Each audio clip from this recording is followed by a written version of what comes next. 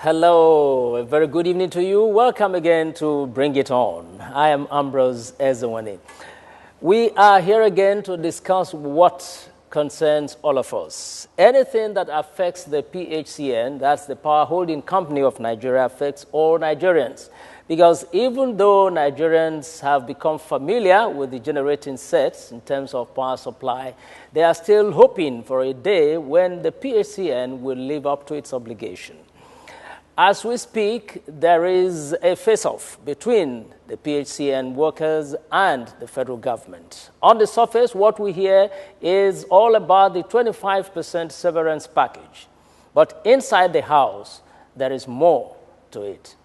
And that's why we're looking at it today. What exactly is the matter between the PHCN and the federal government, and what is the way out? Otherwise, we are in for another period of darkness. Remember, you can join us on our social networks, www.ukers.com/bringitonlp, www.facebook.com/bringiton TV show. Join me in welcoming to Bring It On my guests, Mr. Mbang Ntukubez. He is the Vice President of the National Union of Electricity Employees, Lagos and Ogun chapter. Welcome to Bring It On, sir. Thank you very much. And I have also Dipo Layokun, a public analyst. He's a familiar face on this program. Dipo, you're welcome to Bring It On. Good day. Okay. Yes, good day. Mr. Ntukubez, it's good to have you here. Thank you. Tell us exactly the matters on ground. What is causing this face-off between you, that's the PHCN, and the federal government? Thank you, Ambrose, and thank you, viewers. Well, let me start from the genesis. We were told there would be reforms in the power sector. Okay. And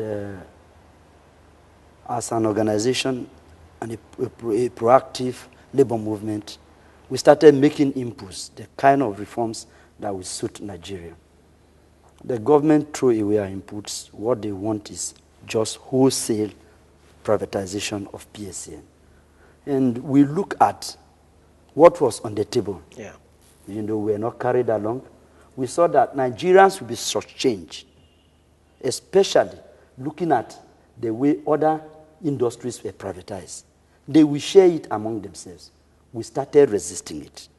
The public do not understand why we are resisting. We tried by all means to tell Nigerians that, look, we can fix the power sector without sharing it among a few cronies in power.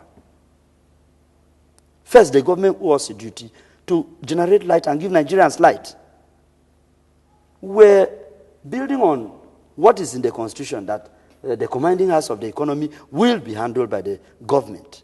And power is one of these issues. We said no. Countries like South Africa, they have sufficient electricity there. It's still managed by government.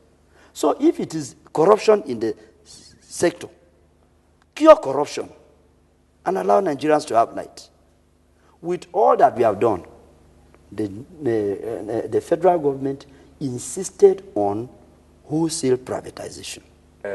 Some of us would like to be sympathetic to the cause of the government. Yes. Because as a Nigerian that have lived in darkness in quote for a very long time, any measure that will give us light, uninterrupted, at least to some extent, Will be welcome. will be welcome. Yes. So anytime government comes up with this reform as part of the transformation agenda, very many of us will welcome it because we believe this thing is affecting Nigeria in all ramifications. But when this issue of the fracas with PHCN staff came, I took my time to study the developments and some of the papers that Comrade has just mentioned. Then the question that came to my mind is, why is the government engaged in this arm twisting and falsification of facts? Falsification of facts in the sense that if you look at this thing from when the president became the acting president, then he became the first time when he became the president, and he made the current minister for energy, that's Professor Patinaji. He made him a special, like an advisor. If you look at the pronouncements from the government side, vis-a-vis what is happening now, you know that it's like something is happening. It's like government is not telling Nigerians the whole truth. Yes, Nigerians want electricity. Yes, there have been problems with PSCN in the hands of the so-called Nigerians. Yeah. But where some of us disagree with the government is, are you saying there are no capable hands in Nigeria to drive this your transformation? If you still, yes, they are quick at mentioning the transformation or whatever name they call it in the telecoms industry. But I don't know if they are aware, if Nigerians are aware, that many of this telecom industry that we are talking about, the majority of their backroom staff are the old NITEL staff. These are the people that are involved in these things. So we are only seeing young guys outside. If you are talking about the modern day television, yes, television has been privatized to some extent. We have private ownership now. If you still go to many of these television stations, their backroom staff are the old NTA staff, because there's nothing you can do. You cannot throw out experience. So that is where some of us disagree with government. That are you saying that you don't have capable hands in Nigeria? Yeah, but we're just talking of 8 people, talking of Manitoba. Yes, are you saying you cannot, it should be part of the MOU, yes, that you must involve Nigerians in this thing? Yeah, if you're talking, because you're talking about the PIB, yes, that's the Petroleum Industry Bill. Yeah. It's talking about local content. Yes. You go to the maritime industry, the concessioning, supposed to be talking about local content. And you discover that when you get to these companies that have bought the Nigerian ports, they are mostly foreigners. Okay. So if Nigerians are now saying, in this MOU with this company, are you saying you don't have hands in Nigeria that can do this? And then you begin to ask yourself, somebody that has worked for your country for 35 years, and you are giving him a various package of 85,000 naira. And let us be compassionate. And we have people in National Assembly that only worked for 4 years, and they are collecting 100 million naira after 4 years as a various package. Okay. How can you marry these two? There's injustice somewhere. That's what Nigerians are talking about. Okay.